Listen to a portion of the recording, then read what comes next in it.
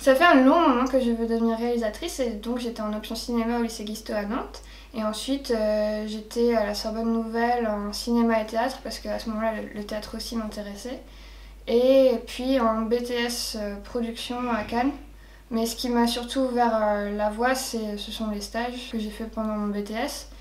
Un à Roy Andersson Productions à Stockholm et un autre à Gilda Bomben, là où je travaille maintenant. Oui, j'ai réalisé un autre cours qui s'appelle Le Jour. On a tourné pendant la semaine des élections présidentielles parce que c'est une fiction qui se passe pendant la nuit des élections présidentielles.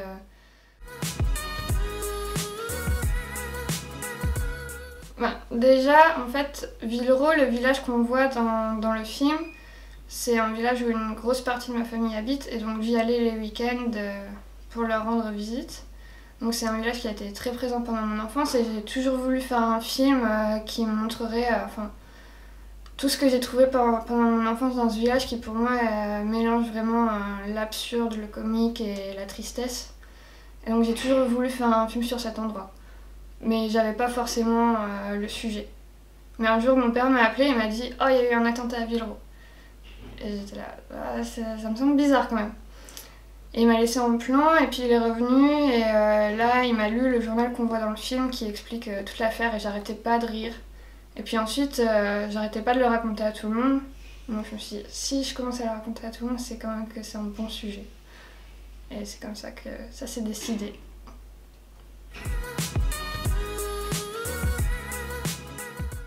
En français, Excess Will Save Us, je le traduirais par La démesure nous sauvera. Ce qui peut-être rend les choses plus claires. Pour moi, c'est vraiment un titre assez simple, c'est que dans ce village où il ne se passe rien, tous les habitants essaient de créer de la démesure, de tout prendre avec des mesures pour créer quelque chose.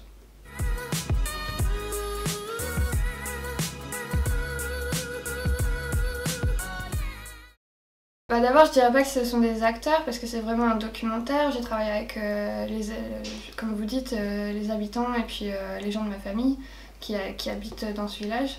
Si vous allez les voir, vous verrez qu'ils sont comme dans le film. Après, j'ai toujours eu le parti pris de faire un film très esthétique. Je voulais des plans larges et donc pendant les interviews, c'était important de les placer exactement là où je les voulais pour vraiment faire... pour donner ce sentiment de tableau à chaque plan.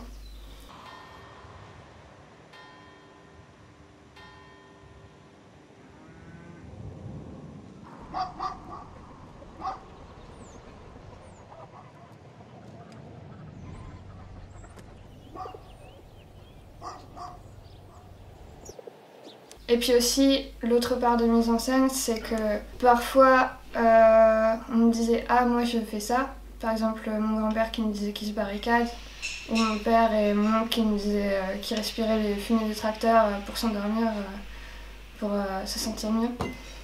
Là, je me disais, je veux absolument reproduire ces moments parce que c'est des moments qui sont vrais pour eux, qui peut-être arrivent pas quand la caméra est juste là en train de les filmer normalement, mais que eux font quand ils sont seuls.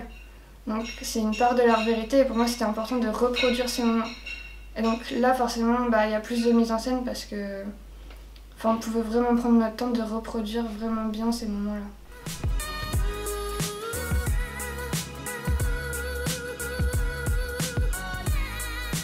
Bien tout d'abord c'est ma cousine qui est cette fille qu'on voit et je me suis vraiment attachée à elle comme si c'était la moi du passé.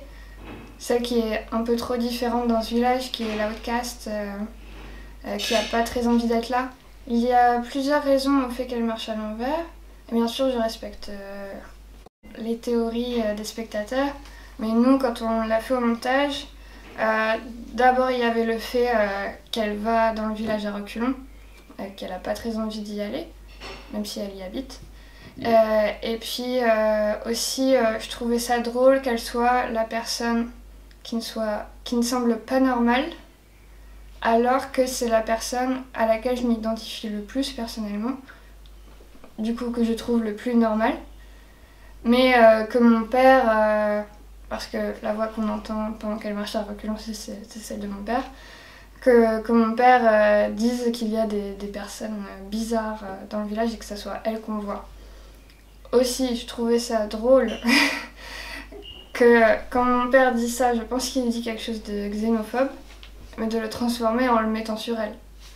Une fille blanche tout à fait normale, sur laquelle il n'y aurait pas du tout de préjugés racistes en tout cas. Il y a vraiment des drôles de personnes, hein.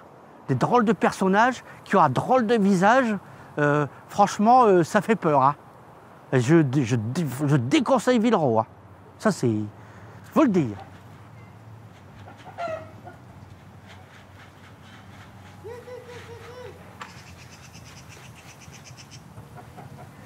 Et il y a des choses cinématographiquement qui étaient importantes parce que cette fille-là, en réalité, on la voit très peu dans le film. Et donc c'était un moyen de se rappeler d'elle parce que c'est la fille qui marche à l'envers.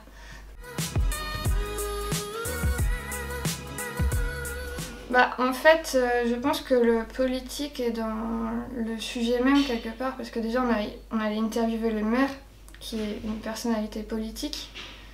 Et ensuite, je pense qu'avec les autres habitants, ça a été une sorte d'accident. Par exemple, avec la personne sur la voiture qui parle quand même beaucoup de politique et à qui j'ai posé des questions sur le politique, c'est parce qu'elle m'a lancé sur le sujet en parlant du fait qu'il voulait devenir maire. Et ça m'intéressait beaucoup parce que c'est une personne qui répond toujours par l'absurde. D'imaginer que cette personne-là voulait devenir maire et ça m'intéressait aussi de savoir qu'est-ce qu'il ferait s'il devenait maire. Qu'est-ce qu'il ferait de différent. Ah oui, alors si t'avais été maire de Villeroy, qu'est-ce que t'aurais fait? Mira du tout, je radicalise. Mais comment tu radicalises? Avec Marine Le Pen? Ah, avec Marine, et puis avec comment le nouveau qui va arriver, Macron, j'aime pas quand même, Macron il est bon. Macron il est bon, ouais. Le sujet politique c'est inclus naturellement. Et puis aussi, c'est un film quand même qui traite du terrorisme, l'armée, la police, tout le monde est venu. Ce sont des habitants qui rêvent d'avoir le président qui parle d'eux. Tout ça, ça rejoint le politique. C'est aussi des habitants qui, H24, regardent les chaînes d'infos. Le politique est une part si importante de leur vie que c'est impossible de l'oublier.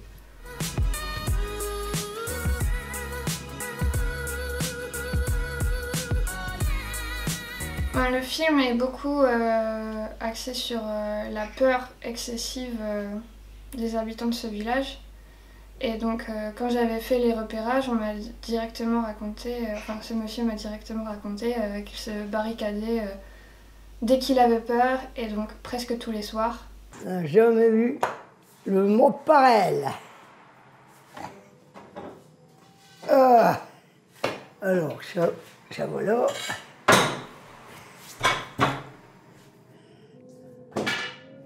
La guerre, la guerre, la guerre.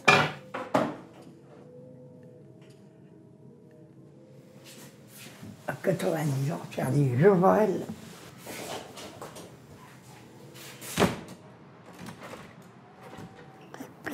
Plein de morceaux. Oh, mais je vais t'avoir tout fini. Pour moi, cette scène, elle représente la peur excessive des habitants de ce village, qui est pour moi un sujet qui est au centre du film. Et donc j'ai terminé par cette scène-là et par ce plan qu'on laisse quand même assez longtemps par rapport aux autres plans du film. Parce que j'ai toujours voulu faire Excess comme une comédie qui rend triste. Et quand on voit cette scène, au début on s'amuse de la personne, de cette vieille personne qui dit la guerre, la guerre, la guerre, qui dit toutes ces insultes. Mais comme le plan dure, il y a un sentiment malaisant qui s'installe. Et c'est ce qui laisse, je pense, la possibilité aux gens de voir tout ce qui les a fait rire pendant le film comme quelque chose d'assez triste finalement. Pigeon, chat, rat.